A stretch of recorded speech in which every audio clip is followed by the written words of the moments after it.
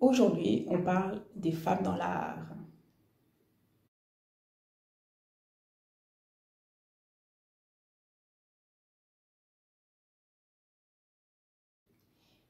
Bienvenue, je suis Dafa Konaté, la fondatrice de Kellen. Ma mission, c'est de vous parler d'Afrique à travers son art, sa culture et sa créativité. Pourquoi? Parce que je suis persuadée que l'art et la culture sont des vecteurs de communication qui permettent de créer des ponts entre les différentes cultures et les différentes sociétés.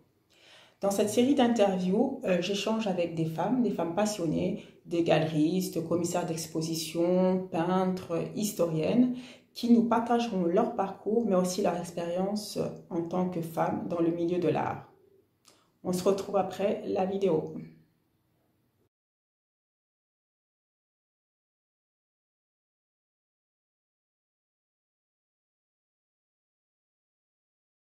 Bonjour Vanessa, merci d'avoir accepté mon invitation. Je suis ravie de pouvoir discuter avec toi aujourd'hui. Alors, pour la petite histoire, j'ai découvert les toiles de Vanessa très récemment, je pense qu'il y a moins d'un mois. Et j'ai vraiment aimé son univers assez joyeux, avec des petites touches d'humour. Et puis, ce qui m'a interpellée, c'est qu'il y a une esthétique africaine assez riche. Il y a des touches d'art primitif, mais pas que. Hein, on retrouve un petit peu d'art amérindien, notamment. Et c'est pour ça en fait que j'ai contacté Vanessa parce que j'étais vraiment curieuse de savoir pourquoi cette esthétique africaine entre autres, d'où il venait son inspiration. Et donc je l'ai contacté, puis nous voilà aujourd'hui. Donc encore merci. Avec plaisir. Je vais te demander de te présenter, de parler de ton parcours, où est-ce que tu es là, dans quel pays du monde tu es, et de nous dire comment tu es arrivé à la peinture. Oui. Alors, moi, je suis belge. Je suis à Bruxelles maintenant. J'ai vécu dans différents pays, pas en Afrique. Mais alors, la peinture, je peins depuis très longtemps, mais j'ai toujours considéré que c'était une passion, un hobby. Je me suis jamais imaginée, je n'ai jamais pu rêver aussi loin que d'être peintre et d'en vivre en fait. Donc, il a fallu plusieurs drames, oui, on peut le dire, drames dans ma vie, problèmes de santé, problèmes professionnels, problèmes sentimentaux, tout s'est accumulé. Et à 45 ans, je me suis dit, voilà, j'ai envie de changer de vie totalement et d'assumer mes rêves, en fait. Donc j'ai commencé à peindre tous les jours et le style que j'avais cherché pendant longtemps, parce que voilà, j'ai peint vraiment de façon en touriste, hein, en amateur, mais j'avais jamais j'étais jamais rentrée dedans parce que j'avais jamais trouvé mon style, ce que j'avais envie de raconter. Et, euh, et suite à toutes ces voilà à tous ces problèmes, j'ai trouvé une force en moi. J'ai mis mes tripes sur la table en fait, voilà. Et là, j'ai compris que j'avais envie d'amour, de beauté. Et l'Afrique est venue naturellement parce que j'aime j'aime le fait que j'ai l'impression que tout est né, que c'est le berceau de l'humanité en fait.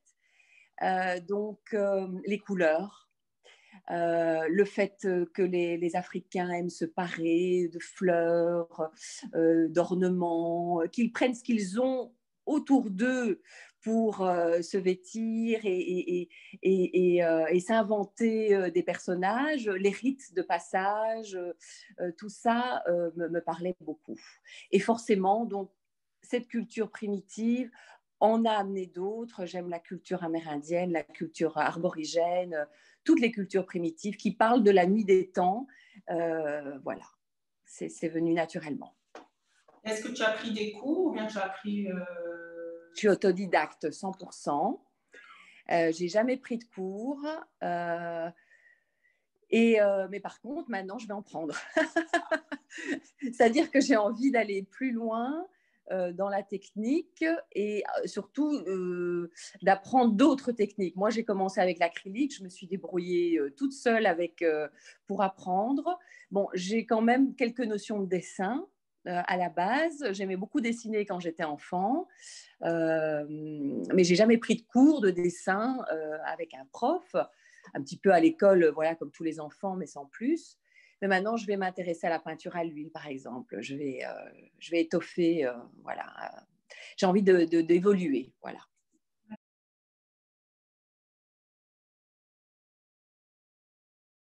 Est-ce que tu peux nous parler de ton inspiration, en fait, comment tu travailles? Oui. Alors, moi, on dit que les peintres ou les artistes doivent avoir une idée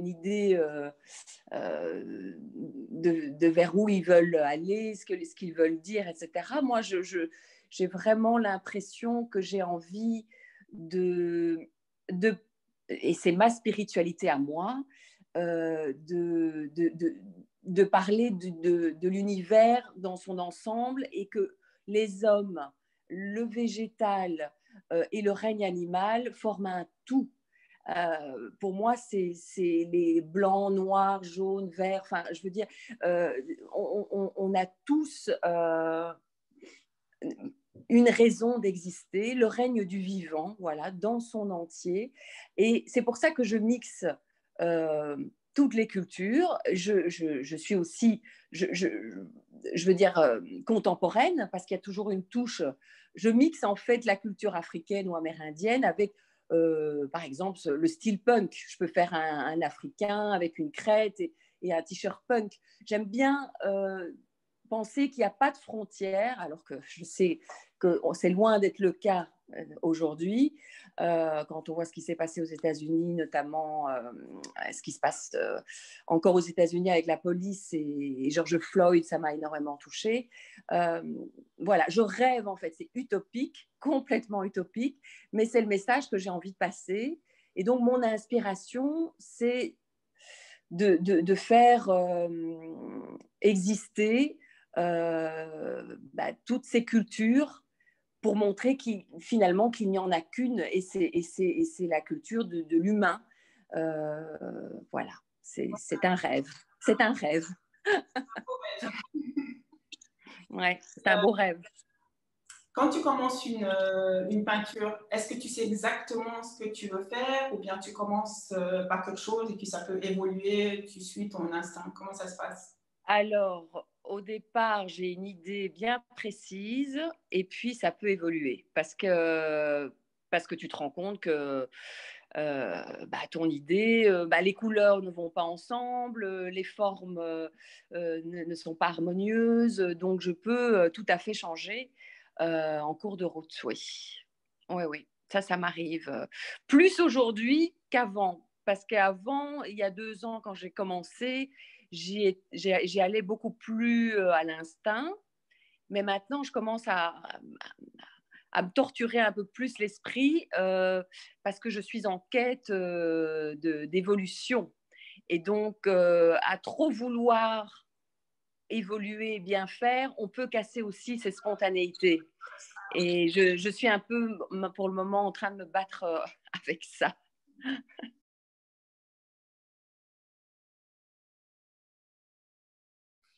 Et donc maintenant, si on passe au sujet en fait de ces vidéos, à savoir Oui. la place des femmes dans le milieu artistique, j'aimerais bien avoir ton ressenti par rapport à toi, comment tu te sens dans ce milieu, comment tu vois les choses.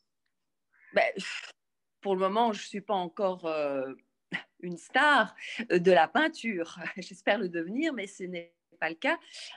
Donc, pour le moment, il n'y a aucun souci. Bien que des fois, je me demande si j'étais pas un homme, ce serait plus facile. J'ai l'impression que les galeristes prennent plus au sérieux, et on le voit au niveau mondial, prennent plus au sérieux les hommes artistes et qu'encore aujourd'hui, ils ont plus de valeur. C'est-à-dire entre Yayoi Kusama au Japon, bon, elle, c'est une méga star, mais les femmes, il y a beaucoup moins de femmes que d'hommes. et elles sont moins chères que les hommes.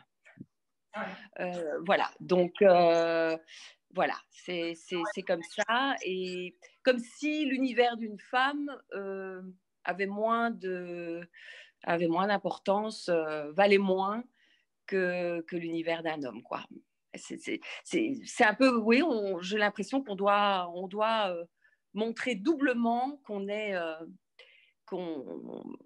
a du talent ou qu'on a quelque chose à dire.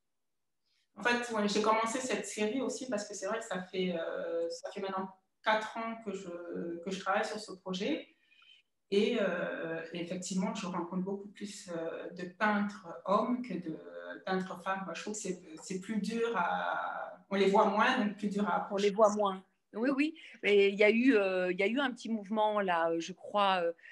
Je ne sais pas par qui il a été initié, mais j'ai vu passer des t-shirts où il y avait écrit en grand Georgia O'Keeffe, Yayoi Kusama, donc toutes ces peintres quand même déjà assez connus, mais qui revendiquaient le fait d'être représentés aussi bien dans le milieu de l'art que les grands noms masculins, quoi.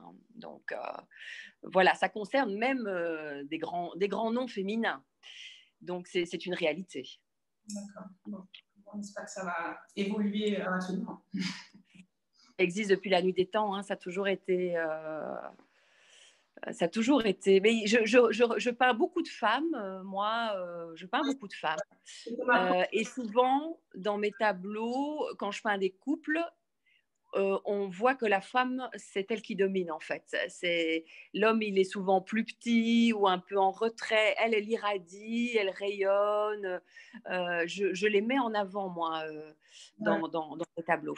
Ouais, ouais. Je vais te demander la place des femmes dans tes œuvres. C'est vrai qu'il y a beaucoup de personnages féminins qui sont... Beaucoup de personnages, voilà. On voit. Mais aussi, par exemple, j'ai fait Les Citrons, qui est un couple où voilà, la femme, elle est entourée de fleurs, et l'homme, c'est une inspiration amérindienne, donc c'est un squelette.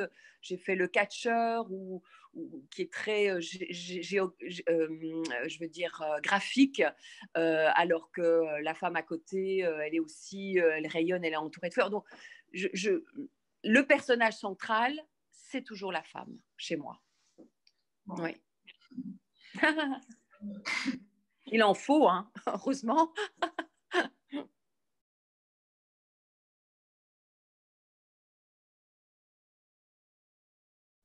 Et par rapport à la crise qu'on est en train de traverser, la crise sanitaire, est-ce que, comment ça affecte et ton activité et tes œuvres? Est-ce que du coup ça t'inspire ou on retrouve des aspects dans ton travail? Alors, la série que je suis en train de faire actuellement, je fais une nouvelle série actuellement, sera complètement inspirée par l'époque folle dans laquelle on vit, oui, qui va s'appeler Les Chimères.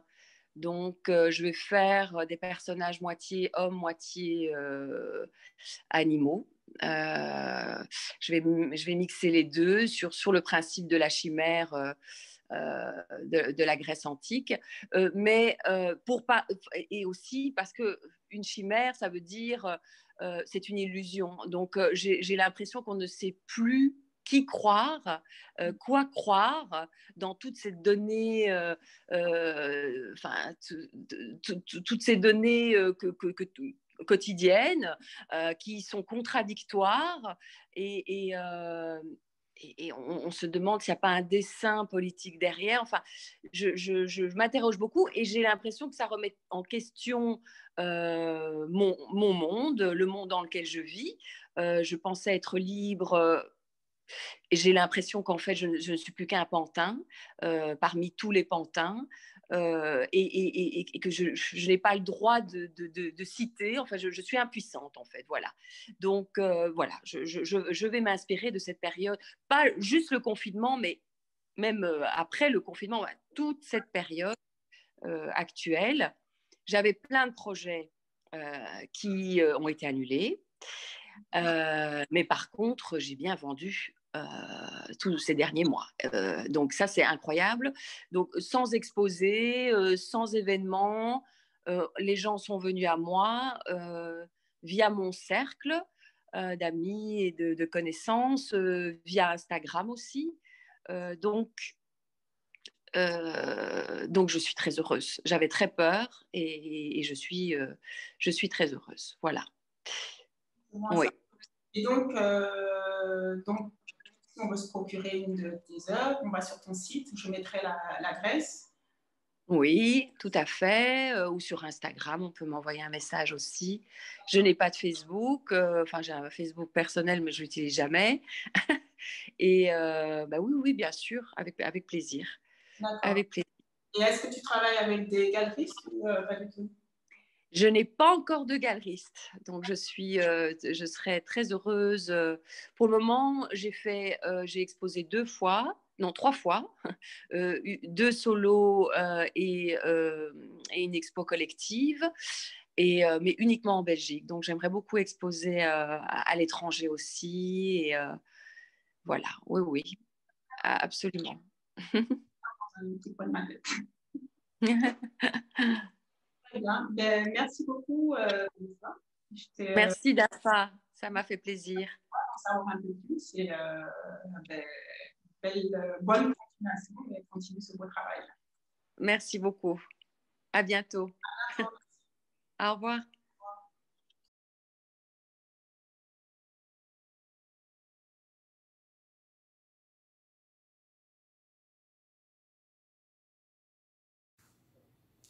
J'espère que cet entretien vous aura plu. Pour ma part, j'ai vraiment été impressionnée par le parcours de Vanessa qui a débuté sa carrière artistique autodidacte après 40 ans. Et je trouve que c'est vraiment un message fort, un message important pour les femmes. Il n'y a pas d'âge pour se lancer. Il faut vraiment oser. Il faut être audacieuse. Quand on a une passion qui nous nourrit, il faut vraiment oser, il faut y aller. Encore merci Vanessa pour ce message positif. Alors, n'hésitez pas à me laisser un commentaire sous la vidéo. Dites-moi ce que vous en avez pensé. Dites-moi ce que vous avez pensé du parcours de Vanessa. Et également, abonnez-vous à ma chaîne pour recevoir les prochaines interviews dès que je les publierai. Merci et puis à très vite.